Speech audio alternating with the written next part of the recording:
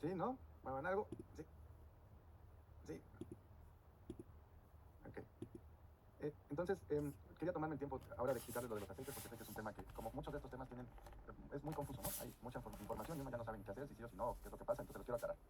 Em, ¿Va bien? Entonces, quiero aclarar el tema de los aceites. ¿Ok? Entonces, cuando empecé a ver esto de los aceites y que qué aceites sí se usaban para freír y qué aceites no, y cuáles debíamos de comer y cuáles no, esto fue muchísimo antes de India, esto fue como el primer libro de medicina china, entonces fue como en el 94, 95 por ahí. El primer libro de nutrición que leí fue un libro de medicina china y nutrición integral. Era cuando empezaba esto de comer todo integral, ¿no? En ese libro decía que había que masticar el alimento 52 veces, cosas de esas, ¿no? Entonces yo todo lo que estudiaba, pues lo probaba en mí primero, y luego iba con las personas que atendía, con pacientes y con alumnos, y cuando estaba investigando, y probaba las ideas, pues ya había estudiado y que decían que iban a funcionar. Y entonces yo veía si era cierto si iban a funcionar o no, y entonces por eso ven que a cada rato les digo que lo que les enseño funciona, porque ya lo probé, lo probé, lo probé, lo probé, ¿no? Entonces, ¿cuál es la historia con la grasa? Las malas, y que hay que cocinar con unas y no cocinar con las otras y así, y particularmente con el aceite de girasol y otros aceites de ese estilo, lo que nos dicen es que estos aceites cuando se calientan se hacen tóxicos. Eso es lo que han escuchado, ¿no?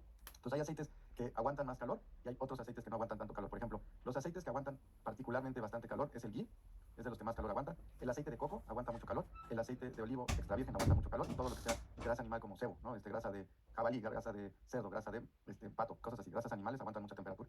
Durante un montonal de años, porque sabía que era un tema con mucha información y desinformación. Si ustedes ven videos míos viejos o le preguntan a gente que lleva mucho tiempo haciendo el sistema, lo que decíamos oficialmente era, si quieres freír, únicamente puedes usar los aceites que acabo de mencionar, aceite de olivo, particularmente porque son los que se consiguen de mejor calidad y fácil, es coco, ghee o aceite de olivo para freír. Si quieres hacerte una ensalada o si quieres hacerte una vinagreta o si quieres hacer la mayonesa un año o simplemente aderezar algo, entonces puedes usar todos los demás. Hay unos que, en estas ideas de los aceites, hay algunos que se consideran más nutritivos, como por ejemplo el de uva, ¿no? Que otros, como el de girasol o otros aceites, ¿no? Luego, cuando hablamos de los aceites animales como cebo de cerdo o aceite de cerdo o de jabalí o de res, eh, venimos de una historia que hay mucha mala prensa en contra de la grasa. Hay mucha información en contra de la grasa. Y esto viene de un experimento que se malinterpretó o se usó políticamente, como lo quieran ver. El famoso experimento, no, estudio, no fue un experimento, fue un estudio, se hizo, no me crean el año, si quieren lo puedo buscar, fue como por ahí de los 50, más o menos. Y lo que hicieron un grupo de médicos es que tomaron varios cuerpos muertos que habían fallecido por infarto agudo al miocardio, o sea que les dio un ataque al corazón y murieron. Y entonces el grupo de investigadores lo que hicieron fue revisar los cadáveres, ¿no? Y querían pues ver cuál era la fisiopatología del infarto al corazón. Y lo que vieron efectivamente fue que sus arterias estaban llenas de grasa. Y ese fue el famoso experimento que lanzó toda esta histeria en contra, o sea, la aterosclerosis surgió de ese estudio. Ahora, si estamos siguiendo el método científico correctamente, yo les pregunto, ese estudio dice, la gente que murió por un infarto al corazón tienen en común que tienen las arterias endurecidas y parece ser que se endurecieron por grasa. Eso es correcto, eso dice el estudio. Bien, está bien. Ahora, ¿yo con eso puedo concluir que la grasa de la dieta los mató? ¿Me van algo? Okay. No, no se puede. Porque el humano tiene una cosa diferente a una caja. O sea, si yo echo grasa en una caja o en un frasco, ahí se queda. No va a cambiar. ¿Sí? El humano tiene metabolismo. Si yo pongo azúcar, al rato hay grasa. Si pongo grasa, al rato hay otra cosa, porque hay un metabolismo. Y esa es la parte que muchos de estos estudios, al ser interpretados incorrectamente, nos llevan a conclusiones erróneas. Ahora, quiero ser muy enfático. El método científico advierte contra esta situación. Cuando la gente toma estos estudios y los interpreta de esta manera errónea, están haciendo el método científico equivocadamente. Pero ese estudio ocurrió en una época, esto lo pueden leer, hay mucha literatura acerca de esto, hay un libro que se llama Death by Food Politics, perdón, Death by Food Pyramid, y hay otro que se llama Food Politics. Death by Food Pyramid, muerte por pirámide nutricional, es buenísimo. No sé si está en castellano, perdonen mi afán por, luego recomendar libros en inglés, pero es que, pues la verdad es que luego encuentro más bibliografía de las cosas y no todo está traducido. Pero ahora con Google y con, no sé, ChatGPT ya pueden traducir, ahora ando leyendo cosas en sueco y cosas así, entonces alemán antiguo, ¿no? Les comparto. Esta, Muerte por pirámide nutricional, es una chulada de libro, habla mucho de que no siempre lo que nos dicen como recomendaciones de salud tienen una historia y una intención de cuidarnos la salud. Entonces, este es un ejemplo de estos libros. Luego, hay otro que les recomiendo mucho que se llama Food Politics, que es muy parecido. Food Politics. Buenísimo también. Habla parecido acerca de cómo la industria alimenticia ha influenciado las recomendaciones de nutrición. Y luego hay otro, si les interesa el tema, así ya profundizar en el tema como de la grasa, se llama The Big Fat Surprise. The Big Fat Surprise. Entonces este libro, The Big Fat Surprise, nos habla acerca de cómo lo que le hemos echado la culpa a la grasa, en realidad el culpable nunca ha sido la grasa. Son algunos libros, hay un montón de libros, pero bueno, ahí tienen tres que lo habla de maneras diferentes. Entonces, ¿qué ocurre con la grasa? Lo que les estaba diciendo es que en todas estas épocas a lo largo del desarrollo del sistema de alimentación unani, cuando yo decía aceite de coco, nadie protestaba. Cuando decía aceite de olivo extra virgen, todo bien. Cuando decía ghee, a veces había problema, a veces no, porque no es lo más fácil de conseguir. En esas épocas, ahora es mucho más fácil. Cuando ya hablaba de grasa de cerdo o de res de buena calidad y orgánico, además que es muy difícil de conseguir, todo el mundo pensaba que le estaba recetando infartos agudos al miocardio, ¿no? Ahora, siguiendo con el estudio este que les dije de los infartos, si hubieran revisado la dieta de esas personas y hubieran encontrado que todos comían un alto contenido de grasa y bajo contenido de carbohidratos, ya podríamos decir esta histeria en contra de la grasa. Eso nunca ocurrió. Cuando otros investigadores retomaron el caso, cardiólogos y así, se fueron a lugares como los pueblos del norte de Canadá y a Alaska. ¿Por qué con esos pueblos? Porque notoriamente son comunidades pequeñas, cerradas, con estilos de vida y de nutrición, cazadores-recolectores, y son del mundo de los que más grasa comen. Porque no hay nada más vivo por allá, ¿no? O sea, es hielo y focas, o sea, o comes hielo o comes foca, no hay más que comer un par de salmones si tienes suerte, ¿no? Entonces, cuando analizaron la dieta de esta gente, vieron que era como el 60%, 70% de la grasa. Es más, comían mucha más grasa que carne. Y entonces, cuando analizaban su índice aterogénico, que ese es el valor que le damos al numerito este de riesgo a infartos, tienen el más bajo del mundo. Entonces, no era congruente con lo que nos habían dicho, de que comer grasa te tapa las arterias. Según la hipótesis de la teoría de grasa te mata, pues esa gente deberían estar todos muertos, o por lo menos cayéndose como moscas a los 25 años por las arterias tapadas, cosa que no ocurría. Entonces, había varias cosas en juego. Una, evidentemente, es el clima, pero otra es el metabolismo otra vez. Ahora, ya más cercano a nosotros, ya en las últimas épocas, cuando empezó a ponerse más en boga, se puso más de moda la dieta keto, la dieta cetogénica, es una nutrición alta, altísima en grasa. Y como ya se convirtió en un movimiento tan grande, pues hay mucha más investigación al respecto. Y se han tenido que revisar las fuentes de lo que decíamos antes o nos decían antes. Y entonces ya con las investigaciones cetogénicas, en realidad lo que nos hemos dado cuenta es que el culpable real han sido los carbohidratos. Porque los carbohidratos el cuerpo los puede convertir en grasa. Ahora, lo que ocurre es que cuando comemos carbohidratos, el cuerpo ya no va a usar la grasa de la dieta. Y sobra el carbohidrato, y el carbohidrato no se puede convertir en grasas esenciales. Solo se puede convertir en un grupo pequeño de grasas, y esas son las que nos tapan las arterias. Entonces, la grasa que nos está matando y que nos ha estado matando desde hace un montón de años, viene de cuando en Estados Unidos la recomendación fue, dejen de comer grasa animal y pónganse a tragar carbohidratos. ¿Ok? Ahora, en ese contexto, cuando se interpretan los estudios de los aceites, traen este sesgo. Y los estudios de los que estuvieron preguntándole el fin de semana a los asesores vienen con el sesgo, la grasa te mata. Y la grasa vegetal es buena, y el aceite de olivo es bueno, y la grasa de cerdo te mata. Las grasas animales mataron a mi abuelito, ¿no? Y es la forma rápida de darte un infarto. Y es uno de los asesinos silenciosos, no sé cuántas cosas así. Y entonces, el estudio de estos aceites fue, si yo quemo el aceite de girasol y otros aceites parecidos, el humo que sale tiene sustancias tóxicas que pueden ser cancerígenas. Totalmente cierto. 100% cierto. El humo, cuando quemas esos aceites, sí tiene sustancias tóxicas y lo puedes oler. Si tú haces una barbacoa y le echas aceite de olivos, huele muy diferente. Si le echas la grasa del pato, cuando estás haciendo una barbacoa, si haces un magret de pato, lo que huele el humo, y si tú le echas aceite de semilla de uva, pica y huele feo y te hace toser. El aceite de pato no, el aceite animal no, el aceite de olivo no. No es solamente que aguanten más temperaturas, sin que los enlaces saturados y poliinsaturados y toda esta historia se cambien, no se generan las sustancias estas cancerígenas. Es cierto. Yo creo que en Europa, ustedes como que ya no saben esto, pero en México todavía ocurría cuando yo estudié medicina, que es que ven las famosas tortilleras mexicanas, que tienen su anafre. ¿Conocen los anafres de México? ¿Los han visto? Son unas estufitas de carbón que se usan mucho en México en los lugares muy pobres. Y son de carbón. El problema es que en los lugares muy pobres en México, que no tienen ni gas, casi lo único con lo que cocinan es con carbón vegetal.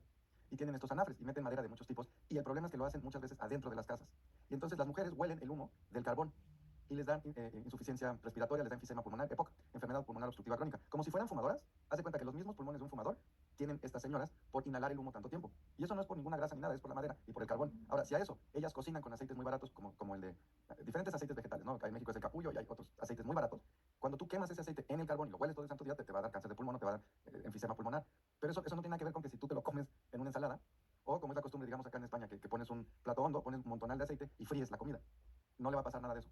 Que me imagino que ese es el temor de por qué lo están preguntando. ¿Sí? O sea, que yo caliente el aceite de girasol y ponga a freír algo, ¿no? Y luego lo saque y me lo coma, no es lo mismo a que lo queme y lo inhale. ¿Estamos de acuerdo? Bueno, entonces esa es la gran diferencia. Ahora, en mi experiencia personal trabajando con aceites y con nutrición, ya ven que, haz de cuenta, si yo tengo una persona que tiene síntomas verdes, ya empecé otra vez, para síntomas verdes y azul, le quito el pan, instantáneamente empiezan a mejorar. Le cambiaba el aceite y no pasa nada. La gente que ya se había curado de lo verde y de lo azul, comían un pan o comían un lácteo joven, inmediatamente empezaban con sus malestares de antes. Cambiaban de aceite, no importa. Se ponían a freír las cosas, no importa. Otro error que cometemos en la nutrición, y ya es tema de hoy, ¿ya quedó claro el tema? Ahora, dicho todo esto, yo siempre voy a tomar en cuenta el factor humano y el factor emocional. Voy a tomarlo en cuenta. Entonces, el aceite no es un deal breaker, como decimos en inglés. El aceite no es esencial en el sistema en este sentido. Oye, David, yo quiero hacer el sistema de alimentación unánime, pero le tengo miedo a la sal. No lo hagas. Porque la sal no te va a hacer daño. El nivel de miedo que tienes sí, porque va a distorsionar las cosas, porque todo lo vas a hacer tenso. No lo hagas. No te estoy diciendo que vete, te estoy diciendo que infórmate más, familiarízate más. Y si lee la literatura que recomendamos, ve las entrevistas o ve la información, habla con un asesor. Si se reduce tu tensión, considera hacerlo. Si quieres, manda un primo de avanzada a ver qué le pasa. Eso fue broma. Pero no lo hagas, no lo hagas. Porque en esa actitud no. Porque ya lo tenso no es agradable, ¿no? Nadie te hace cosas así. Es lo mismo, la sal es deal breaker. Es esencial al sistema. El aceite de girasol da exactamente igual para bien y para mal. Ni te va a enfermar, ni te va a curar, ni te va a ayudar, ni te va a perjudicar. Da igual. Por eso no me ven hablando de eso. Hay un capítulo en el curso que vamos a hablar de aceites, o sea, vamos a seguir hablando de aceites en otras clases, y vamos a hablar de la dieta cetogénica, y vamos a hablar del metabolismo de carbohidratos y de la grasa y del pH y todo eso. Ahorita se los adelanté porque los asesores me dijeron que habían estado preguntando de esto, y sí, es una de las preguntas más comunes porque hay tanta información. Entonces, si tú me dices, oye, yo estoy muy asustado o muy asustada porque leí cosas del aceite de girasol y me asusté, pues no lo comas. Oye, ¿me va a hacer falta? No. ¿Es un buen aceite? No. ¿Me va a nutrir o desnutrir? No. Nada. Nada en absoluto. Nada. Si me dices, quiero hacer el sistema de alimentación un año y no voy a comer grasa animal, ahí sí te digo que te va a ir muy mal, o de plano no lo vas a poder hacer bien. Ese es deal breaker. ¿Ya? Los humanos necesitamos, sí o sí, un grupo de lípidos que son esenciales para la dieta humana, y eso sí no lo podemos obtener de plantas. No se puede. Ni de coco, ni de olivo, por más cariño que le tengan, no se puede. O comemos grasa animal, o no podemos sanar nuestro sistema nervioso y nuestro sistema endocrino. Y si no nos funciona el cerebro y las hormonas, no funciona el cuerpo. Entonces, o comemos grasa de animales, o vamos a tener un serio problema de salud. Este es uno de los retos difíciles, ahora que estoy queriendo dar un curso de Unani para vegetarianos, este es uno de los retos más difíciles porque encontrar la variedad, la calidad, la cantidad de todos los lípidos esenciales para humano que no tengan fuente animal es un verdadero problema. ¿Sí? Entonces es de los temas que un vegetariano tendría que suplementar. Y esto lo estoy diciendo porque quiero ser incluyente. Quiero ser incluyente porque en una época me di cuenta que los que hacían el sistema de alimentación Unani empezaron a tener una negatividad hacia los vegetarianos. Y yo dije, no, yo no, no, my watch, no voy a permitir que esto ocurra, porque ya estuvo de que el mundo se divida, ¿no? Entonces voy a ponerme el reto de hacer nutrición Unani para vegetarianos, pero es muy difícil, es muy difícil. Hay que suplementar cosas. Entonces, una persona que quisiera hacer un Unani vegetariano sí va a tener que suplementar un par de aceites. ¿Ya está el tema? Para los demás, hay que comer grasa animal. Hay que comer grasa animal. Ahora, por ejemplo, el trato que yo haría con un vegetariano sería, oye, mantequilla, ¿qué tal que hacemos ghee? ¿Todo bien? Sí, puedo comer ghee. Ok, entonces ya estás del otro lado, ya no tienes que suplementar, ya tienes suficiente. ¿Sí? Eso sería vamos a encontrarnos en tierra de medio, ¿no? ¿Se entiende? Bueno, entonces no podemos estar sanos sin grasa animal, no podemos, porque es esencial en la dieta humana. La flora intestinal no produce grasa animal, ese es el otro problema. Nuestra flora intestinal cuando está fuerte puede fabricar aminoácidos esenciales, lo cual es maravilloso, y eso ya es una ganancia enorme, pero no podemos grasa animal, no podemos. Y luego hay otro tema, que para cambiar nuestro metabolismo, sí, hay maneras de cambiar el metabolismo como baños fríos. Eso cambia la grasa de la piel y eso es muy interesante, que voy a hablar de eso más adelante, no se asusten. Les voy diciendo los cambios raros poco a poco para no espantarlos. Bueno, entonces ya en paz con los aceites. Okay. Puedes cocinar, o sea, ahí les va. Si quieres freír, cualquier aceite animal te va a funcionar perfectamente bien. Si quieres freír con alguno vegetal, técnicamente puedes usar el que se te pegue la gana, pero por el tema de que aguantan mejor la temperatura, olivo o coco, o ghee, o los animales. Y para comer de cualquier otra manera fría, puede ser lo que les dije. Mayonesa, vinagreta o para comer de cualquier otra forma fría, simplemente echárselo a la comida, todos los aceites están bien. Unos nutran más que otros. Y si te lo quieres embarrar en la piel, que también te lo recomiendo, para despintarse y para las moléculas más caras de las cremas más caras, están en gran cantidad en el aceite de uva. Y son terpenos y sesquiterpenos y otras madres así. Entonces, si quieres como una piel joven y saludable y así muy... Y si no quieres estrías, por ejemplo, cuando se embarazan y todo eso, aceite de uva en las noches. ¿Por qué en las noches? Porque no te vas a poner aceite en la mañana y salir al sol y te vas a freír como un bistec. Entonces, no hagan eso. Te lo pones en la noche, se absorbe en la piel. Aceite de uva y aceite de olivo. La diferencia es que con el aceite de uva no hueles ensalada y el aceite de olivo hueles ensalada. Entonces es mejor el de uva y tiene más de estas sustancias que nutren mucho la piel. Entonces, si te quieres desmaquillar o quieres algo que untarte y que te hidrate increíble la piel, el aceite de uva es la quinta maravilla. ¿Sí? También podrían el de coco, pero es más difícil porque es tan duro a temperatura ambiente, ¿no? Y el de uva no. Bueno, eso. Y le pueden poner como el de almendras, nada más que el de uva nutre más a la piel. Y le pueden poner unas gotitas de algún aceite esencial y ya tienen ahí un sustituto de crema súper fácil de hacer. O sea, no necesitas una crema mejor que eso. Si les gusta eso, pues va a servir. Vale. Entonces, la clase de hoy hemos estado viendo lo relacionado a lo verde. La clase pasada vimos densidad de nutrientes y eso abre la puerta al concepto de la forma y función. Ese es el concepto anatómico, es forma y función, ¿no? Las cosas, todo lo que nos rodea en el mundo, voltea a ver a tu alrededor, todo es forma y función. Mis gafas, forma y función, tienen la forma que tienen por la función que cumplen. Mis cascos tienen la forma que tienen por la función que cumplen. Todo, el monitor del ordenador, el sofá, la silla, todo a nuestro alrededor, forma y función. Pues la anatomía también es forma y función. Si yo tengo un estómago pequeñito, está diseñado para un tipo de alimento. Si tengo 4 estómagos, estamos diseñados para otro tipo de alimento. Entonces, les quiero aterrizar este concepto que ya sé que ya lo están empezando a manejar bastante bien, pero es muy importante sí llevarlo a su totalidad y que ustedes puedan, que te puedas hacer consciente hasta qué grado puede hacer daño la cantidad de alimento que hemos comido. Porque una cosa que te diga que es malo y otra que te diga a qué nivel es malo. Y que te explique por qué es tan malo y qué es lo que ha provocado y cómo lo puedes diagnosticar. Y se diagnostican las heces. Entonces también hoy vamos a empezar a hablar de la caca, ni modo, es parte de la salud. Y las heces nos hablan muchísimo acerca de lo que está ocurriendo en el sistema digestivo, obviamente, porque vamos a ver, en esta clase no tanto, en la siguiente vamos a ver que en realidad las heces no provienen de adentro del cuerpo, provienen de fuera. Entonces, ¿eso lo entienden? Alguien dice, no, ¿cómo? Ajá. Entonces, a ver. El tubo es un tubo digestivo, por eso se llama tubo. Y si fuera un tubo, vamos a pensar que es como una manguera. Entonces el tubo digestivo es como una manguera. Primero empieza la boca, después el esófago, después se hace grande y es el estómago, luego se hace más pequeño, es el duodeno, después se hace mucho más pequeño y es el intestino delgado, y después se hace más grande y es el intestino grueso, y luego es el colon sigmoides y el A. Pero es una manguera, simplemente se hace grande, como en calibre, se hace más grande y más pequeño, más grande y más pequeño, pero es un tubo. Si es un tubo, tiene una entrada y tiene una salida. La entrada se llama boca y la salida se llama ano. Entonces, si eso lo resumiera como esta hoja, entrada, salida, ¿no? Okay. Cuando algo entra aquí, imagínate que fuera una manguera de agua, y aquí donde estoy metiendo el dedo, eso es donde entra el agua. Donde está fluyendo el agua se llama la luz del tubo. Esa es la luz, porque ven luz. ¿no? Entonces, si el agua está en la luz, es como cuando comemos, la comida está adentro del tubo. Ahora, mientras la comida está dentro del tubo, ¿ya entró a mi cuerpo? No. Exacto, me encanta, Rodolfo, gracias por reaccionar tan bonito, me encanta, porque así es como... Gracias, Rodolfo. Este lápiz está fuera de mi cuerpo, ¿no? ¿Ya entró a mi cuerpo? No ha entrado a mi cuerpo. Entró a mi boca, pero mi boca no es adentro de mi cuerpo. Es lo mismo, si yo tengo mi mano así, esto es afuera de mi cuerpo. Si yo hago mi mano así, la luz sigue siendo afuera de mi cuerpo. Entonces, en el tubo digestivo, al ser un tubo, el lápiz es la comida. Entra de este lado, ahí todavía no entra a mi cuerpo. Tiene que pasar la membrana y pasa a este lado donde está la sangre, ahí ya entró a mi cuerpo. Entonces, aquí está afuera de mi cuerpo y aquí está adentro de mi cuerpo. Ahora, eso pasa también con el árbol respiratorio. La diferencia es que no es un tubo, termina en pared.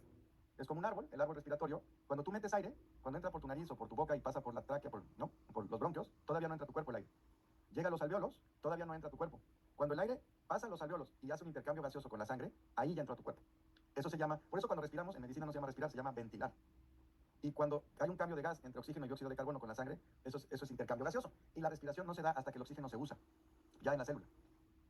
¿Okay? Entonces, si yo meto aire a mi cuerpo, sigue estando afuera de mi cuerpo. Yo meto comida a mi boca y pasa por mi esófago y está en mi estómago, esa comida no ha entrado a mi cuerpo. Está afuera todavía. ¿Ya le entendieron el concepto? Todavía no. Les voy a poner otro ejemplo. Los bebés se forman adentro del cuerpo de su mamá o afuera del cuerpo de su mamá. Afuera, porque si se formaran adentro, ¿se acuerdan esto de los tipos sanguíneos? La mamá atacaría al bebé. Entonces, técnicamente, el útero, la luz del útero está afuera del cuerpo. Y se continúa con la vagina. Entonces, útero y vagina están afuera del cuerpo. El bebé se forma afuera del cuerpo de su mamá y por eso puede tener una separación de la sangre.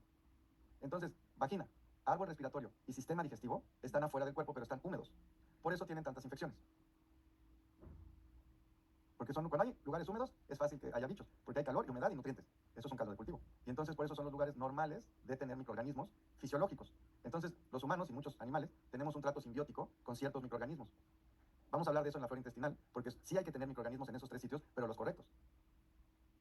Ahora, sí, entonces vamos a hablar de eso mucho en una clase. Entonces, técnicamente el sistema digestivo está afuera del cuerpo. ¿Okay? Ahora, básicamente la digestión que ocurre desde la boca hasta el ano es una composta. ¿Okay? Ahora, lo que vamos a entender en la clase de hoy es la anatomía de nuestro sistema digestivo determina una cantidad de alimento, pero la nutrición moderna nos ha convencido y nos ha enseñado que necesitamos una cantidad muy diferente. Y esto genera una cantidad enorme de problemas y no somos conscientes de eso. Entonces es muy importante que seamos conscientes de eso. Y cuando vayan a cagar, ¿se acuerdan de mí? Porque van a poder ver sus heces y decir, ah, pues esto no es. O, ah, mira, muy bien, y le toman foto. Y la mandan y presumen. Una broma que les digo a los alumnos cuando ya se hacen, como que ya son avanzados, y hacen unas cacas hermosas, porque eso es lo normal, que hagamos caquitas, o sea, caquitas pequeñitas que no huelen, que no, cuando te limpias no hay nada que limpiar. Eso sería lo normal. Cuando ya, no me creen, ¿no? Porque vienen de hacer unas cacas. Sí voy a hablar de caca, perdón, estamos hablando de la digestión, no hablamos de caca. Entonces hacen unas montañotas de caca, ¿no? Y parecen, y ya se ven enojadas y tienen como, se ve que tienen problemas emocionales esas cacotas, ¿no? Y huelen mucho y tienen muchos gases y así. Pues claro que eso viene porque estamos comiendo mal. Y luego cuando ya cambian su nutrición y se curan y hacen las caquitas correctas, hay broma, ¿no? De que, ah, mira, le toman foto y le ponen caca by un año. Les vamos a hablar mucho de caca porque van a tener que poder diagnosticar cosas a través de las heces. Es importante. ¿Ven como las mamás cuando sus bebés se hacen, no evacúan en el pañal, van y lo huelen? O está el bebé, lo agarran y le ponen la popa y, no, ya se enfermó este. Sí, porque están calibradas a tener todo un registro de olores. ¿Sí o no? Pueden decir por el olor del pelo de su hijo, no, algo está mal aquí que comió. ¿No? Entonces se puede diagnosticar mucho en las heces. Pues bienvenidos todos a la clase. Espero que aprendan mucho en la clase. Cantidad de alimento y el tamaño del sistema digestivo. ¿Por qué es tan importante entender las cantidades de alimento como factor de daño o de curación? ¿Qué pasa si le damos al cuerpo más alimento de lo que puede procesar? Y 3, vamos a comparar las cantidades de 3 dietas diferentes y analizar sus efectos para el cuerpo. Entonces, tamaño del estómago versus cantidad de comida. Entonces, tamaño de nuestro estómago vacío, cierra tu puño, es menos que esto. Tu puño cerrado, tu estómago es más pequeño que esto cuando está vacío. Entonces, más o menos tiene 75 mililitros, es muy pequeño. Ahora, máximo puede albergar como más o menos 1 litro. ¿Okay? Entonces esto es lo que les decía del tubo digestivo. Es un tubo que va de la boca al ano, tiene entrada, la boca, después se expande al estómago, después tenemos el intestino delgado que tiene un calibre de 3 a 4 centímetros y es de 6 a 7 metros de largo. Después tenemos el intestino grueso que son 6 centímetros de diámetro en promedio y 1.5 metros de largo en promedio y luego el ano. Si quieren hacerlo, si les gusta mucho sacar volúmenes y les interesa hacerlo, lo que hice fue saqué los volúmenes, más o menos ideales, de cada fracción del tubo digestivo para sacar un volumen total.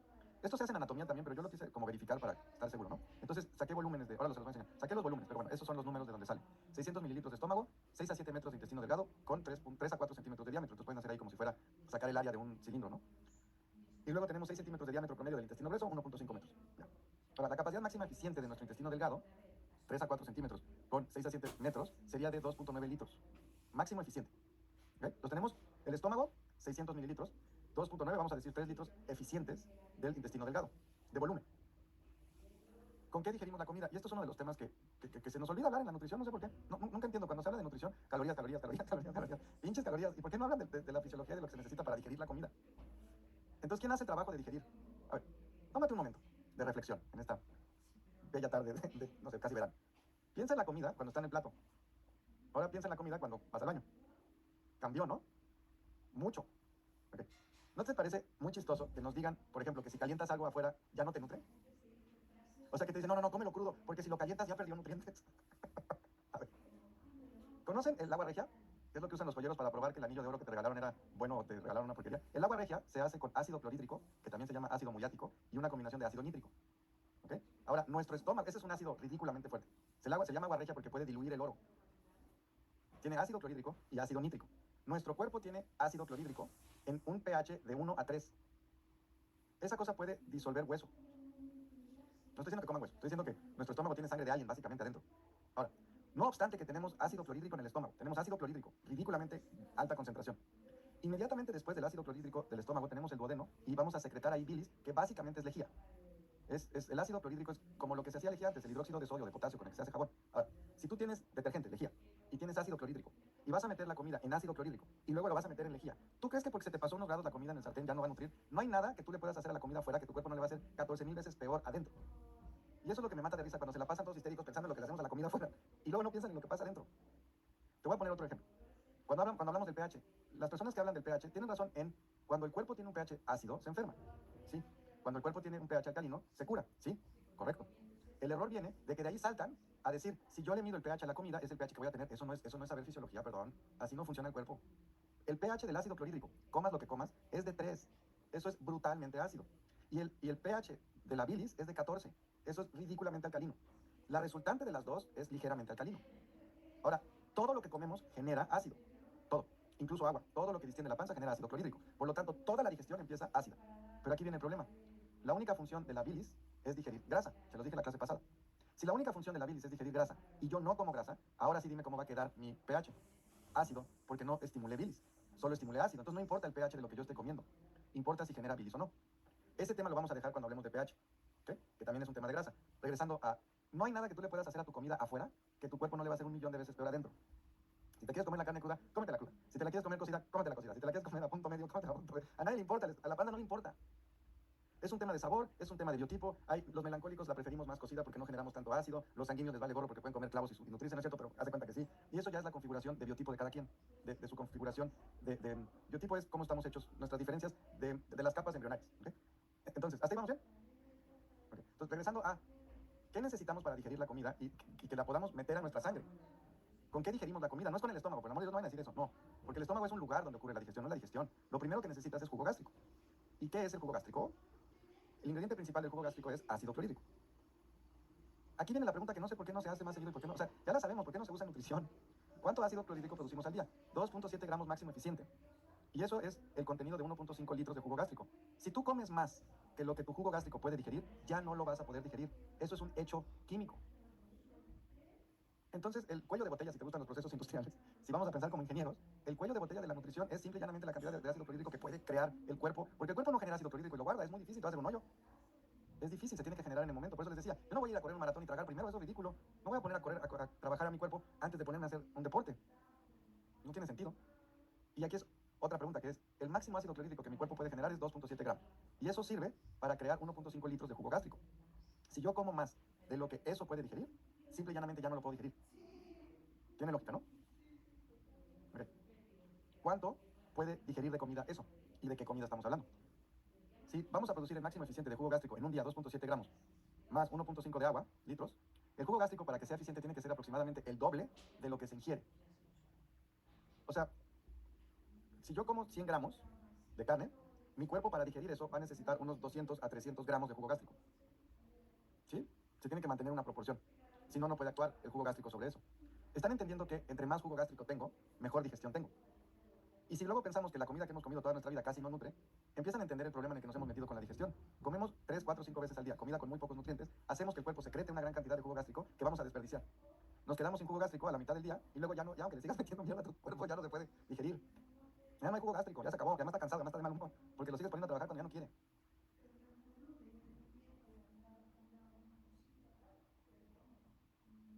Entonces, por ejemplo, para digerir 250 mililitros de carne, se necesitan 500 mililitros de jugo gástrico, lo cual resulta en un volumen total de 750, ahí lo puse volumen, ¿no? Y ese es el máximo tamaño eficiente del estómago. Ahora, hay otro problema que ocurre con el jugo gástrico que es, ¿me siguen? Porque sé que estoy diciendo cosas que pues, son difíciles de escuchar a veces, ¿no?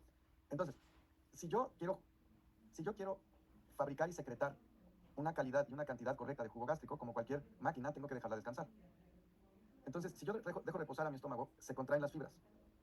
Esa contracción de las fibras, ese vaciamiento, es el que hace que mi cuerpo pueda regenerar el jugo gástrico y unas células que generan moco protector que tiene bicarbonato y tiene moco. El cuerpo genera moco y bicarbonato para que cuando secrete el jugo gástrico no se lastime.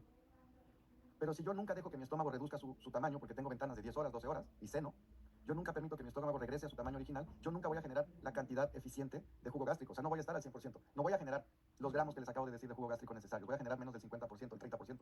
Entonces, personas con ventanas muy grandes, y muy grandes quiere decir arriba de 4 horas, ¿qué ocurre? Generan muy poco jugo gástrico y de mala calidad. Encima de que le están dando más trabajo al cuerpo, no le permitimos que genere la cantidad necesaria de jugo gástrico y por lo tanto, ¿cómo digiere? Vamos a pensar otra vez un momento. La digestión, otra vez, piensa en tu comida cuando entra y cuando sale. Sí voy a hablar de caca, ya. Relax. Piensa cuando entra la comida y cuando la cagas. Okay. Ahora piensa que si no la metieras a tu cuerpo y la dejas afuera, ¿cuánto tiempo tarda en convertirse en caca? Se va a convertir en caca. Porque si la echas en una composta, se va a convertir en caca. Nada más que va a tardar más tiempo. Entonces yo cojo un filete y la echo en la composta. ¿Cuánto tiempo va a tardar? Para hacerse tierra, 4 y 6 meses. Con la composta. ¿Sí? Mi cuerpo tiene que lograr. Yo, si estuviera ayunando toda la semana y ya estoy seguro que ya no tengo comida en mi tubo digestivo, y esto lo he hecho 1000 veces, ¿cómo? Y cuento cuánto tiempo pasa antes de evacuar. Entonces sé lo que tarda. ¿Okay? Entonces tarda 2, 3 días. De que entra hasta que sale. No tarda eso en que yo absorba los nutrientes, pero a salir sí, porque sufre muchos procesos. Y además el cuerpo le hace otras cosas para cuando salga también pueda nutrir la tierra.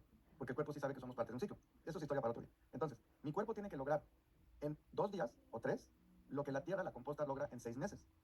Yo sé que esto lo damos por hecho, pero esto es una proeza química. Es una proeza química, es una locura química lo que hace el cuerpo. Ahora, ¿cómo lo hace? Pues necesita lo que llamamos en química, necesita catalizadores. Ahora, un catalizador es una sustancia que acelera una reacción que ya se iba a dar. Entonces, la carne ya se iba a convertir en tierra, va para esa dirección. Lo que hace nuestro sistema digestivo es acelerar el proceso. ¿Cómo lo acelera? Pero lo tiene que romper y no se rompe con el ácido clorhídrico. Que lo rompí químicamente con un fuerte. Ahora lo voy a seguir con una sustancia alcalina muy fuerte que es la bilis, y luego le voy a meter específicas que van a irlo rompiendo. Entonces, no hay nada que tú le puedas hacer afuera. Va a ser 1.000.000 de veces peor. Ya te ocupar del término y de cosas así que son. Da igual. No, eso no es importante. Ahora, hay que pensar en qué necesito para ser eficiente a la hora de digerir y el trabajo que puede hacer.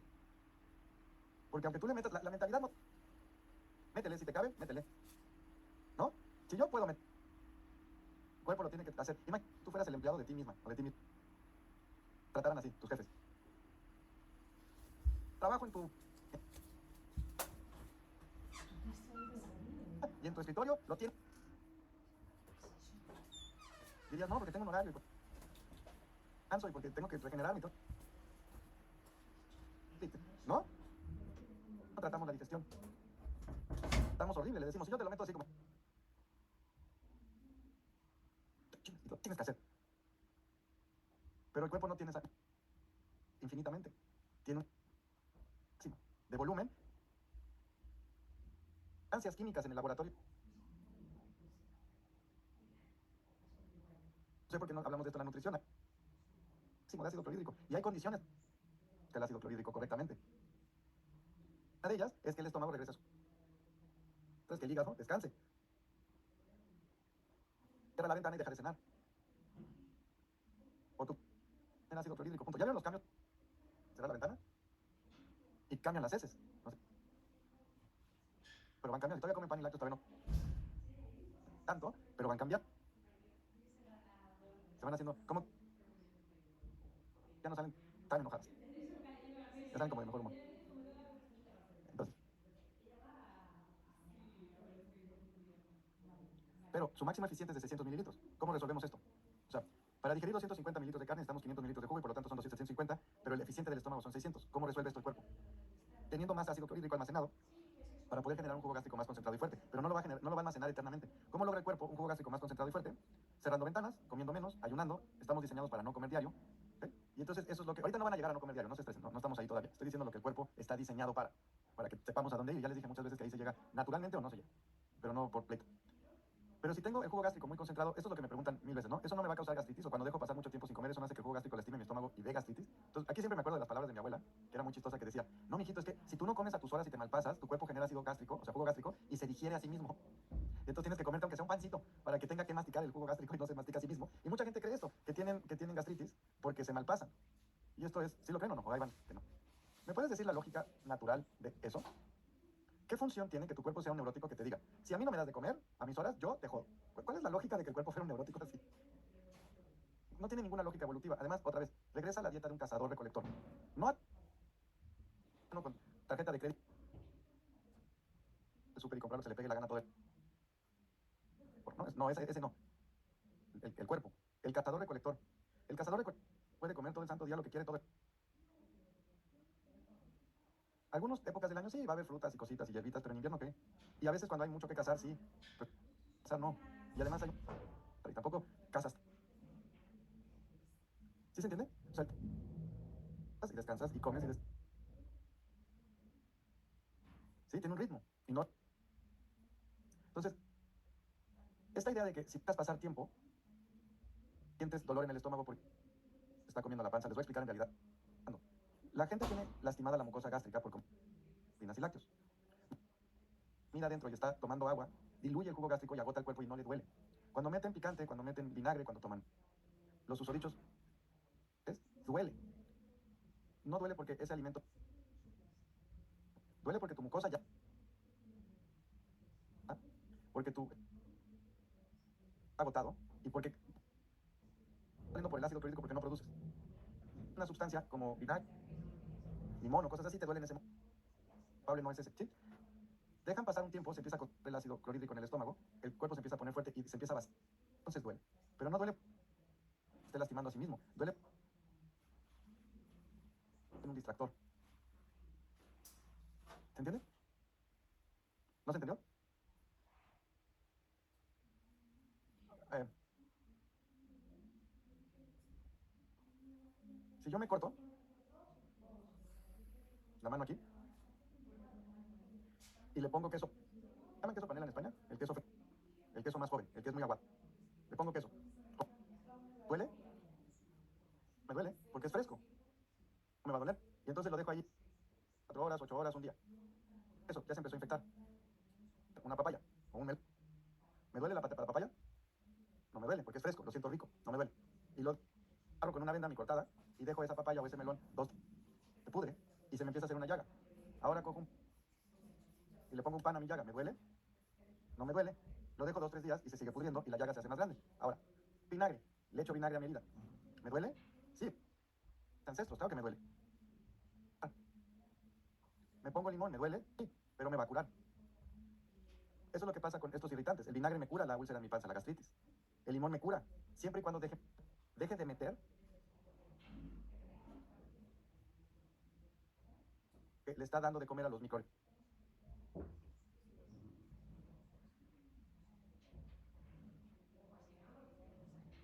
Están generando la infección y el daño. ¿Qué hace cuando esté lleno de infecciones? Ácido clorhídrico. ¿Qué hace? Ácido clorhídrico. ¿Qué es el estómago para eso? Estar fuerte y secretar una buena cantidad de ácido clorhídrico. Si yo todos los días como cantidades enormes de comida y mi estómago está todo distendido y aguado, no produzco ácido y las fibras se desgarran. Y luego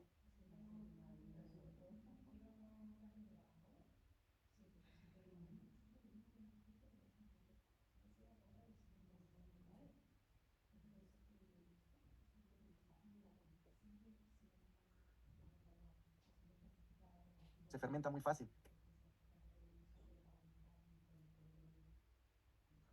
Muy fácil como pan, pasta, harinas, lácteos, hidratos. Lo que tengo es un caldo de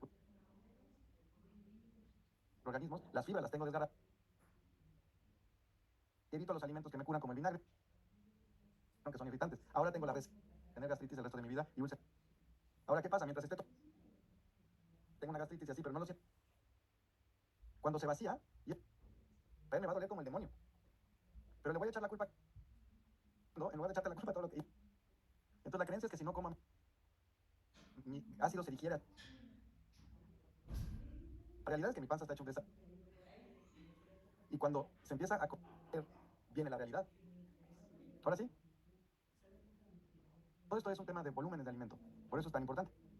Si vamos a entender la nutrición, ¿no? Entonces esto sería lo que diría mi abuela, ¿no? De, si no comes a tus horas. Entonces no, la respuesta es no. Cuando el cuerpo secreta jugo gástrico, al poco tiempo secreta bicarbonato para balancearlo y proteger su mucosa junto con moco protector. Ven que tomamos bicarbonato para alcalinizarnos, ¿no? Además de comer grasa. El bicarbonato se toma al final de la comida o en la noche porque el bicarbonato cierra la digestión. El limón y el vinagre abren la digestión. El bicarbonato cierra la digestión. Porque es lo que hace el cuerpo. Eso vamos a hablar más cuando lleguemos al pH. Cuando una persona tiene muy mal su equilibrio hidroelectrolítico, no puede secretar las cantidades de bicarbonato y moco protector necesarias. Eso es de lo azul. Eso sí lastima la mucosa. Esto empeora mucho cuando se ingieren grandes cantidades de agua simple en las mañanas. Es de las cosas más tóxicas que he visto que hace la gente. Pero lo sienten bonito porque en ese momento les quita el malestar o el reflujo o las náuseas o el dolor de estómago. Porque está diluyendo el jugo gástrico. Pero es lo que una de las cosas que te está destruyendo tu estómago. Por volumen. Lácteos, pan y harinas provocan que te tapen los poros que secretan el jugo gástrico y el bicarbonato. ¿Has visto cuando tú echas un huevo al sartén? ¿Cómo se hace así, no? Se cambia la consistencia. Eso se llama desnaturalizar proteínas. Es lo que le pasa a la proteína de la leche. Ahora, el problema es que la proteína de la leche y la proteína de los granos son muy pegajosas para nuestro cuerpo. Se pegan a la mucosa. Generan sarro. ¿Han visto esto de la sabura de la lengua? Hay una sabura amarilla muy pegostosa. Si tienes sabura o lengua sabural, así está tu estómago y tu sistema digestivo. Es un espejo de. Entonces esa sabura proviene de pan, pasta, harinas y lácteos. Esa sabura, cuando hay en una alta cantidad de estos alimentos, tapa los poros. No solo sabura, esa es una de las manifestaciones. Cuando se tapan los poros, el ácido clorhídrico ya no puede salir. Y entonces empieza a acumular y quiere salir, pero no puede. Y eso es lo que va erosionando la mucosa. Y eso es lo que va generando la gastritis. Pero no es culpa del ácido clorhídrico, es pan, pasta, harinas y lácteos. Y además eso es lo que genera un ambiente muy propicio para el Helicobacter pylori. Entonces, otra de las creencias modernas. Tú no tienes gastritis por Helicobacter pylori. Si tú te diagnostican Helicobacter pylori, ¿qué es lo que te van a hacer? Te van a dar un tratamiento antibiótico específico para Helicobacter pylori. Se te va a quitar no todos tus malestares, algunos durante un mes, probablemente mes y medio máximo. A los 2 meses ya regresó. Para el segundo mes y medio ya vuelves a tener las mismas molestias y te tienes que volver a tomar un tratamiento. Sí, porque el problema no es el Helicobacter pylori. Ese microorganismo vive ahí porque el ambiente es propicio. Si yo le cambio el ambiente, lo mato, ya no me tengo que pelear con el microorganismo. Si quito pan, pasta, harinas y lácteos, meto vinagre y meto penicillium roquefort, el penicillium de queso azul mata el Helicobacter pylori, y además cierro la ventana, pongo fuerte mi hígado y cuando secreto ácido clorhídrico viene con toda la fuerza, el ácido clorhídrico hace lo que siempre ha hecho, matará el Helicobacter pylori diario. Ya no necesito antibiótico. Entonces, ¿la causa es el Helicobacter pylori? No, es parte del efecto. Entonces, cuando yo les hablé de causas, y todo este curso les he hablado de causas, al principio del causa real, causa expiatoria. La causa del Helicobacter pylori es lácteos, o sea, sigue siendo verde. El Helicobacter pylori, se me olvidó. El Helicobacter pylori es un efecto, igual que la cándida. Y no me importa si es cándida en tus pies o cándida vaginal o infecciones urinarias. Es lo mismo porque viene del pH. Es lo mismo historia. Entonces no se tienen que ir a pelear con bichos. Tenemos que dejar que el cuerpo haga lo que siempre sabe. Déjalo en paz. ¿Le suena? Entonces, ¿quién puede más con un Helicobacter pylori? ¿El antibiótico o el ácido clorhídrico? El ácido clorhídrico, no voy a decir que el antibiótico. Además, el Helicobacter, igual que la mayoría de los microorganismos, se unen a los fármacos que les metemos. Por eso el problema por la hipermedicación. Y luego tenemos bichos como Clostridium. Se llama difícil, ¿eh? Porque lo hicimos difícil de matar porque le metimos tanto antibiótico que el güey ya se inmune a todo. Pero no a nuestro sistema inmune, porque nuestro sistema inmune piensa, nuestro sistema inmune se adapta, nuestro sistema inmune tiene un montonal de maneras de atacar microorganismos. El problema es que no está funcionando porque lo tenemos muy lastimado. ¿Saben que el ácido clorhídrico es parte del sistema inmune? Porque es línea de defensa. Lastimo el ácido clorhídrico, estoy lastimando el guardián de la entrada. Cuando metemos bichos como los microorganismos,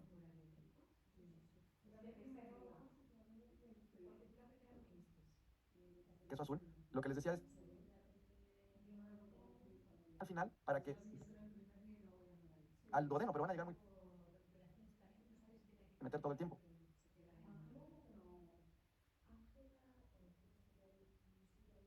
Y sobre todo cuando ya tenemos ácido clorhídrico muy fuerte. Comer cada 2 horas o con mucha frecuencia, cuando una persona come muchas veces al día con así grandes cantidades, hace que la mujer iré provocando lo siguiente: gastritis, mala digestión, úlceras gastroesofágico, que eventualmente se convierte en esófago de Barrett, mala digestión, sistema digestivo ácido, por lo tanto, mala flora intestinal. Además, también puede causar presión alta, por otro tema que luego les cuento que es súper interesante. Esto es verde, esto es causa verde. Vamos a comparar 3 dietas y eso es lo que me divierte mucho de esta clase. Entonces, vamos a comparar la dieta vegana, herbívora, que va a ser más o menos así, ahora se las explico. Vamos a comparar una dieta omnívora y vamos a comparar una dieta unánime, ¿ok? Entonces vamos a comparar 3 dietas. Esto lo hice en videos hace tiempo porque se desperdicia comida y me rompe el corazón hacerlo y lo hice. De verdad me costó mucho. Por eso lo grabé y por eso lo he vuelto a hacer porque no quiero volver a desperdiciar comida. De esta manera, si este video sí lo vuelvan a hacer, entonces ya no fue desperdicio porque se convierte en salud de muchas personas.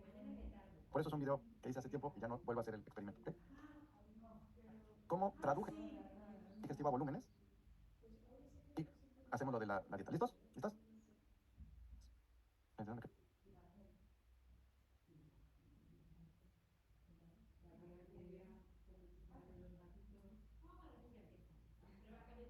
Entonces, esta es la... ¿eh? No voy a poner todo. Y todavía tengo que ir cortando, pero si no está muy largo. Vamos a repetir. Nada más les quiero enseñar las partes, ¿ok? Vale, entonces ahí pueden ver. Hablar de nuestro sistema digestivo hermoso. Tamaños. Es fundamental que veamos los tamaños porque así podemos entender cómo estamos diseñados. Lo que ven aquí es el estómago cuando está descansado. Ese es el tamaño promedio del estómago vacío de todos nosotros. Se los voy a adelantar porque si no, nada más es repetir lo mismo, ¿va? En mi mano es el estómago cuando vacío. El tubo verde que ven la flecha o no la ven. El tubo verde no es el largo correcto, pero sí es el calibre correcto. ¿Ok? Entonces es el intestino delgado. El tubo café es el intestino grueso. Pero lo que más me importa es que vean el bidón que está a la derecha que dice intestino delgado y grueso y luego tiene una raya que dice máximo eficiente. ¿Todos lo ven? Entonces dice, eso es real. En ese bidón, cogí un bidón que tiene la misma cantidad máxima posible del intestino y luego le medí, le puse esa raya para que viéramos el máximo eficiente de todo el tubo digestivo, desde la boca hasta el ano, todo el tubo digestivo, cuál es el volumen que todavía puede digerir de comida. ¿Ok? Y entonces lo que vamos a ver es qué es lo que le hace al cuerpo lo que comemos en un día. Ahora, si se fijan, aquí, luego, en mi mano derecha, que sería la izquierda viendo lo de frente, hay un recipiente que tiene una línea verde y una línea roja, la cantidad eficiente de volumen máximo. Y luego hay que ver qué es el jugo gástrico. Adelantarlo un poquito. Allá por yo voy por. El de la derecha, el globo, es el vacío, el de medio es el estómago eficiente, es el estómago máximo. ¿Ok? Ahora, o sea, no hay problema. Cuando tengo este volumen gigantesco, ya no puedo, me pesa mucho, mis fibras la están pasando mal. Y tal vez cuando tenías 20 años no hay problema, pero ya a los 40, ya a los 50, desde los 30, se lastiman las fibras, se desgarran. Me siento tan Géminis cuando pongo videos míos, porque es como, ahora sí somos dos. Fue broma astrológica. Y eso es lo que tenemos. Otra cosa rápida que les quiero explicar rápida, si tienen hernia yatal. ¿Vale? Okay. La hernia yatal ocurre aquí. Y es en lo que llaman la estómago. Esto ocurre, ¿vieron cómo cuando se llena? El no está en el abdomen. No está agarrada a nada. Una bolsa que está agarrada al... Y el esófago solamente cuelga un hueso que se llama yoides. Entonces, imagínate un tubito, que es el esófago, y luego el estómago, y comida pesa.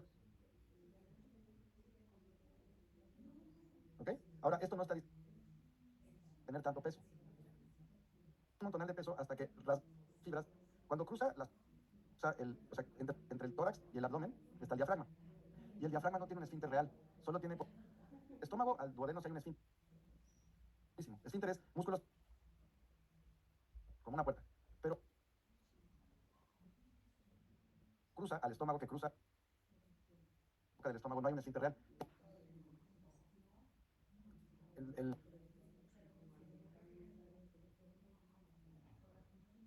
diafragma hace como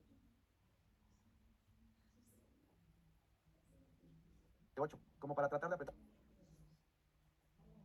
No es un diafragma, no es un esfínter. Cuando se llena de líquido, el estómago, sobre todo de líquido, como está colgado aquí, esto con el tiempo va a lastimar y se rasga. Entonces ya se hace insuficiente del diafragma para apretar, pedir que el estómago se regrese. Y tiene tanto estómago que ya sí, todo el tiempo se está regresando. Cuando se regresa la comida con ácido clorhídrico, ese es el reflujo gastroesofágico. Eso se hace crónico, eso es el esófago.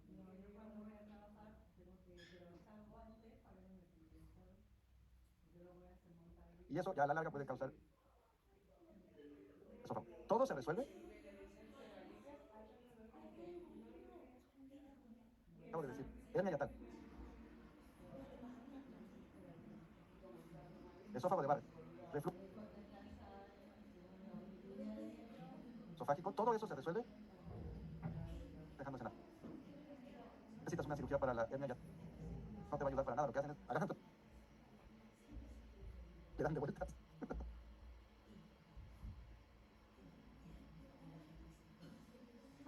Porque es más fácil vueltas a tu pinche estómago que decirte que trae.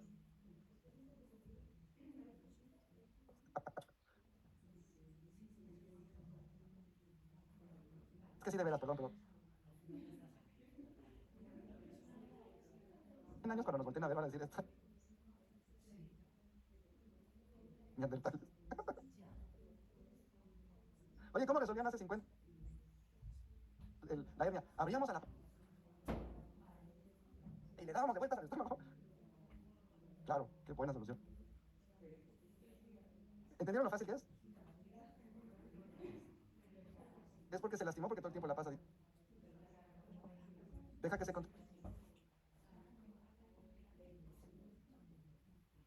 esta situación. Ya no vas a tener reflujo nunca. Se te va a curar el esófago de Barry. Tomando vinagre y limón en ayunas. Estás... el limón es anticancerígeno. Te lo diagnosticaron ahí. Puedes tomar que son anticancerígenas para eso. Pero tienes que cenar y tienes que reducir el volumen de... cerrando las ventanas. ¿Okay? Nada más para que sepan lo del de Barry y ya me... Ahora, expliqué ahora. Ya no te lo repito. Ya, ahí está. Muy así. De jugo gas. El ingrediente más activo, 7 a 3 gramos de clorhídrico. Eso que estoy haciendo ahí es, el tinte azul son 2.7 gramos de tinte, pero lo que simbolizan es el ácido clorhídrico, y el resto del líquido es el litro y medio de líquido para crear el litro y medio de jugo gástrico. ¿Sí se entiende, no? Porque vamos a ver en el video que eso es lo máximo que tengo para digerir la comida. Pues casi puro. ¿Okay? Entonces, ya vieron ahí cuánto pintó. ¿Okay? Ahora, otra vez, esta cantidad de jugo gástrico que acabo de poner aquí, vuelvo a insistir, jugo gástrico es lo que nuestro cuerpo va a usar para digerir la comida adentro de la panza, y es una sustancia corrosiva, altamente ácida, con un pH de 1 a 3. Es muy ácido, ¿okay? Muy delgado, y la flora en el intestino máximo le caben como 10 litros. ¿Okay? Y esto va a simular todo nuestro tubo digestivo. No desde la boca hasta el ano, pero sí desde pasando el estómago, desde el píloro hasta el ano. Acuérdense, aquí entra comida y por acá sale. ¿Eh? Entonces, si yo mido el volumen desde que termina el estómago hasta que termina el intestino grueso, más o menos, pero en volumen, es máximo, le caben como 10 litros. ¿Eh? Pero eso es si llenáramos todo el sistema digestivo, lo cual, pues eso no creo que sea compatible con la vida. Se puede, ni siquiera lo aguantan las tripas, ya en peso. ¿No? Entonces, no me refiero a eso. Eso es el volumen máximo, eso es lo que representa este tambo. Ahora, aquí decimos máximo eficiente. Esto que ven aquí son 3 litros. Es el máximo eficiente del intestino delgado. O sea, si queremos que este amigo, así como la panza, que esté feliz y que pueda digerir eficientemente, el máximo que podemos meterle son 3 litros. Arriba de eso ya no va a haber suficiente, ya no va a haber recursos para digerir, ya no, o sea, la digestión arriba de esta raya ya no está siendo eficiente, y entre más arriba estemos, más se lastima nuestro sistema digestivo. Okay, entonces, recapitulando, volúmenes eficientes del sistema digestivo, repito, 600 mililitros del estómago, litro y medio de jugo gástrico al día máximo, eficiente, intestino delgado 3 litros. Esos son los números que hay que aprenderse para tener una digestión eficiente y sana y no lastimar al cuerpo. El tiempo eficiente que el alimento debe de pasar en el estómago es de 3 horas. 3 horas para que se mezcle el alimento con el jugo gástrico. Ahora, entre menos tiempo pase el alimento en el estómago, obviamente se mezcla con menos ácido clorhídrico, menos jugo gástrico, y se da peor la digestión, y eso le va a complicar la chamba, le va a complicar el trabajo, le va a complicar las cosas al intestino delgado después. Ahora, ¿qué es lo que hace que este pobre estómago se vacíe prematuramente? Cuando metemos demasiado líquido. Es decir, si en lugar de comerme un pedazo de carne yo quiero tomarme un litro de líquido, mi estómago sabe que en ese momento tanto jugo gástrico. Entonces, cuando un animal toma líquido, su estómago se expande en poco tiempo, y el estómago sabe que vacía rápido. Entonces, no tiempo ese líquido en el estómago pasa media hora, menos de... Pero cuando es alimento líquido, queremos que pase horas. Eso sería lo eficiente. Pero ¿qué pasa? Si yo me como y además un litro de agua, confundo mi panza, y lo que va a hacer este pobre es hincharse de más como el que está acá, y en lugar de que pase 3 horas el alimento, va a pasar 1 o 45. Llega la comida casi sin digerir. Y eso baja la eficiencia de nutrientes que puede absorber, hace menos eficiente. Entonces, idealmente, la pasar 3 horas en el... Pero entre más aguado comemos, entre más líquido hay, entre más se distiende la panza, pasa el alimento en el... Quiere decir que cuando llega al intestino delgado, queda casi sin digerir, y eso absorción de nutrientes sea mucho menos eficiente. No va a poder absorber los nutrientes del intestino delgado. Entonces, la primera parte. No es la dieta, pero ya vieron tamaños y todo, ¿no? Entonces, en el siguiente episodio. No,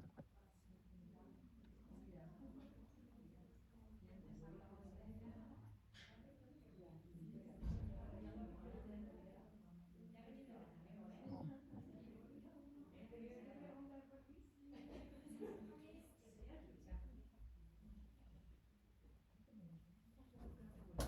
Un segundo, así.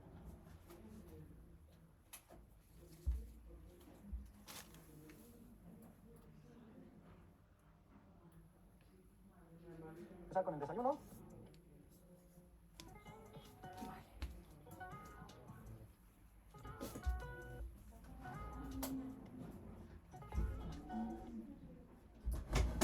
Ahí. Desayuno para empezar el día. Huevito. Me faltó el café, pero pueden ustedes echar ahí café mental. Está el yogur, activa, porque va probióticos, todo eso. Ahí ya empezamos el eficiente de la funcionamiento, ¿no? Que vamos a tener que echar rico, ¿ok?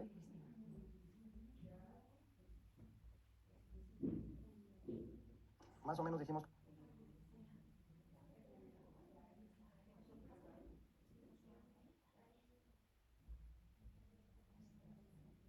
tercios, ¿no? Eso es lo que va a hacer la pan.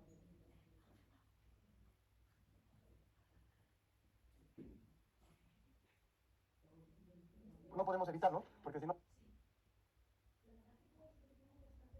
el estómago no va a poder digerir. Entonces, ya empezamos el día, suponiendo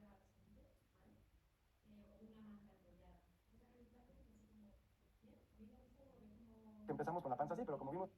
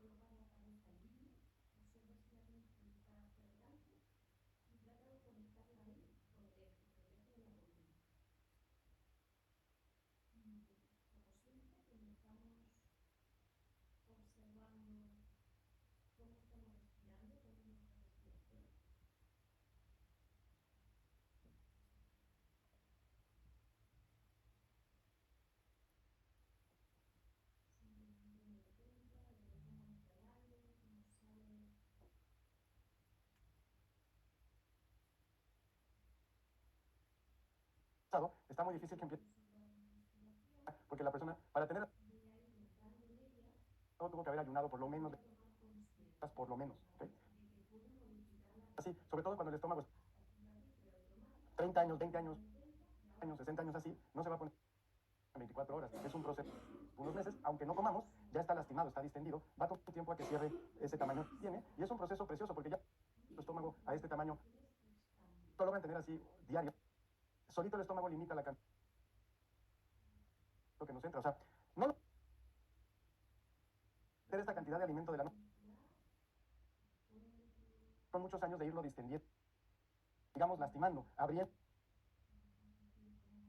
Cuando lo dejamos en paz, sí, va a regresar como el globo, ¿no? Que se reduce, pero de la noche a la mañana, es un proceso. Entonces, ahí está el estómago. Esto es el desayuno. Deben de ser 3 horas, acuérdense. Si esto fue a las 8 de la mañana, 9, 10, 11. Esto se lo va a comer más o menos a las 10 de la mañana. No va a pasar suficiente tiempo, pero viene siempre el otro problema, que es el agua. Esta es una buena parte del problema. Aparte de todo lo demás que hemos hablado, aquí es donde ya de plano la persona va a ponerse a tomar agua. Traguitos. No le estoy echando tanto. Traguitos. Va caminando, traguito. Llega a la oficina, traguito. ¿No? Saca a pasar al perro, traguito. Hace ejercicio, traguitos, ¿no? Aquí ya el estómago ya está. Pero lleva muchos años así, entonces está acostumbrado, que no es lo mismo que no haga daño. Está haciendo lo que puede el cuerpo para aguantar la forma de que tenemos, pero bueno. Entonces, ya que está aquí, que va a ser lo que les dije, se distiende demasiado, empieza a buscar prematuramente. Les dije la vez pasada que iba a usar este, porque el embudo se va tapando. Entonces ya vamos a empezar a vaciar prematuramente contenido gástrico, más o menos ahí. Ahora, otra cosa importante es que no les he hablado en este ejemplo de la bilis, solo he hablado en esta clase de jugo gástrico. Solo he hablado de jugo gástrico y no de bilis. La bilis le voy a dedicar mucha atención en otras clases, es fundamental. Les dije en el ejemplo pasado que se secreta en las 12 pulgadas iniciales del intestino delgado, que es la primera porción, que se llama duodeno. Se llama duodeno porque viene de 12, que son 12 pulgadas, y ahí es donde se secreta bilis y las enzimas pancreáticas. No estoy hablando de eso en estas dietas, van a ver por qué. Porque estas dietas no generan muchísima secreción de bilis o de jugo pancreático, o sea, enzimas pancreáticas y hepáticas. No generan, sobre todo porque son dietas que se cargan más hacia carbohidratos y se alejan de la grasa, pero lo vamos a tratar en otra clase. Entonces ya tuvimos el desayuno, a media mañana viene la primera colación, que va a ser un platito de fruta, puede ser jugo también, un licuado también, es lo que se acostumbra comúnmente, lo que se recomienda. Este pues puede tener queso panela. ¿Por qué queso panela y ese tipo de quesos? Pues porque se consideran que son buenos, o queso de cabra porque son bajos en grasa. La lógica que se utiliza normalmente es grasa mala, no grasa buena, ¿no? Sal y sodio malo, quitar sodio bueno, ¿no? Esa es normalmente la lógica que empleamos. Entonces, como los quesos viejos tienen grasa, generalmente se quitan en las dietas, sobre todo como del plato del buen comer. Se van a utilizar siempre quesos frescos que no tienen mucho contenido de grasa. Pues esto le vamos a echar unos traguitos de agua, que también ayudan allá a la licuada. Además que la fruta tiene grandes cantidades de agua. Esta es la colación. Entonces ya llevamos el desayuno, viene la colación a media mañana, antes del mediodía.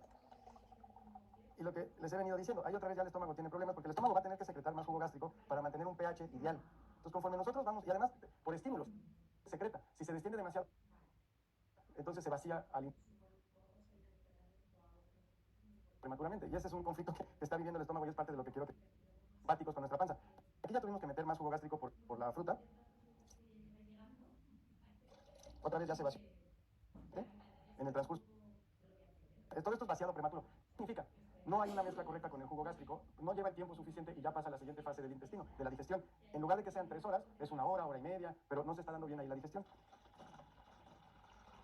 En otras palabras, es desperdicio de recursos del cuerpo. Sigue pasando la mañana, esta persona antes de la comida muy probablemente se tome ya casi su litro y medio, porque pues sí, le echa ganas, porque se cree que el agua limpia, que va a ayudar al cuerpo a que orine y que saque toxinas, se cree que el agua va a hidratar y lo demás que pensamos, ¿no? Entonces se sigue diluyendo, se sigue distendiendo, la panza no está pudiendo trabajar, otra vez se va a tener que vaciar prematuramente. Ahora viene la hora de la comida, voy a mezclar toda la comida, me voy a ir un poquito más rápido.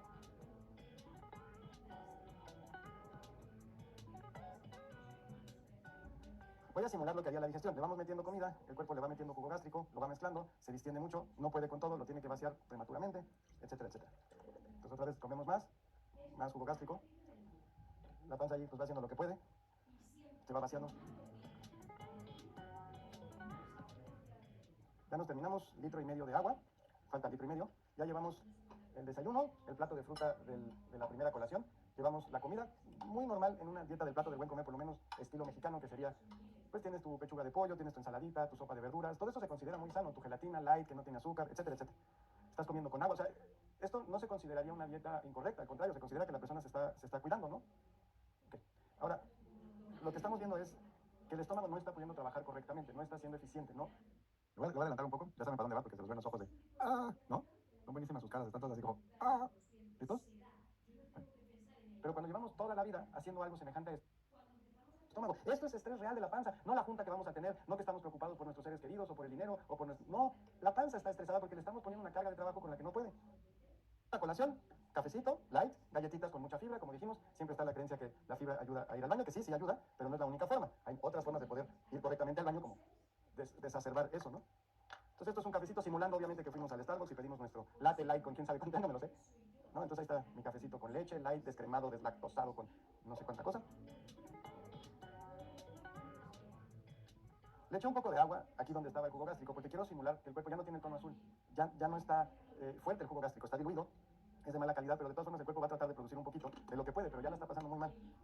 Entonces esto, otra vez, rebasa, pasa poco tiempo, se vacía. No hemos dejado pasar 3 horas sin meterle nada al estómago y simplemente dejar que trabaje. Seguimos metiendo agua, seguimos con una colación, le metemos más comida y más comida y más. Y todo el tiempo tenemos hambre. Todo el tiempo tenemos hambre porque no estamos absorbiendo nutrientes. Estamos metiendo comida, pero no estamos obteniendo el beneficio porque simplemente el sistema digestivo no está pudiendo trabajar. Está diluido, está lastimado. Más agua, ¿no?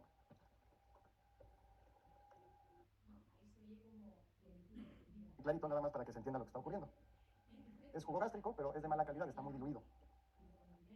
Probablemente a la hora de despertar esté como... Quiero que vean al final del día cómo quedó el sistema digestivo. Y ahora les voy a decir algo, pero ya ven para dónde va, ¿no? Máximo eficiente, un día. Y ese es a donde quería llegar. Y eso es lo que le estamos haciendo a nuestro sistema digestivo. Si la raya roja es lo eficiente y lo estamos poniendo más del doble en un día, mi siguiente pregunta es, ¿cuánto tiempo tarda eso en salirse? No tarda unas horas, porque nada de eso está digerido y le estamos poniendo una carga brutal. Eso no sale luego, luego. Y mañana le vamos a volver a hacer lo mismo. Y el siguiente día le vamos a volver a hacer lo mismo. Y pasado le vamos a volver a hacer lo mismo. Le vamos a hacer... Todo el tiempo está lleno. Dime quién puede trabajar así. Eso es anatomía. Y ni siquiera qué está comiendo. Cantidades, punto, por puras. Ahora les enseño. Esta es la capacidad que ya no dan. Ahora les enseño el de... ¿Cómo creen que van heces? Otra vez la caca, pero a ver. ¿Creen que van a hacer las heces en esta situación? Obviamente todo el cuerpo está sacando las heces malformadas, muy abundantes, blandas, se distiende. ¿Cuáles son los síntomas? Los mismos que dijimos. Entonces, el segundo ejemplo... Esta es la plato del buen comer, que es muy semejante al vegano. Quería ponerles el del buen comer. El vegano es todavía más cantidad, pero es muy semejante al plato del buen comer. Obviamente el plato del buen comer es el más común, ¿no? Al despertar, ahí, bueno, ahora vamos con... ¿Van bien? ¿Van bien? Es gráfico, ¿no? Ajá. Ahora va la unani. ¿Abro?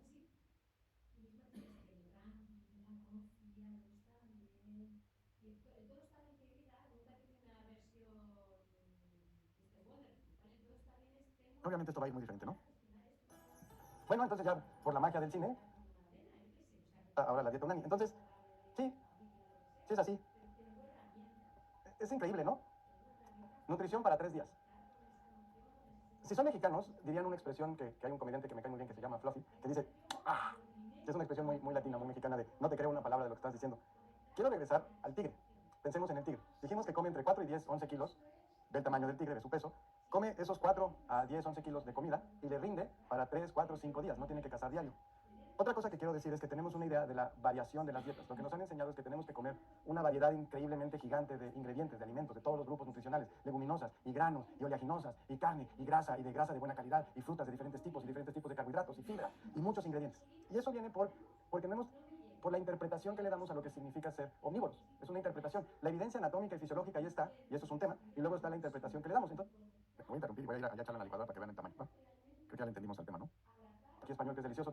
Y los vegetales tienen 8. Podemos hacer albóndigas, podemos... Y voy a cortar la carne y la voy a poner en la licuadora, que es el estómago, ¿no? Ahí está nuestra carne.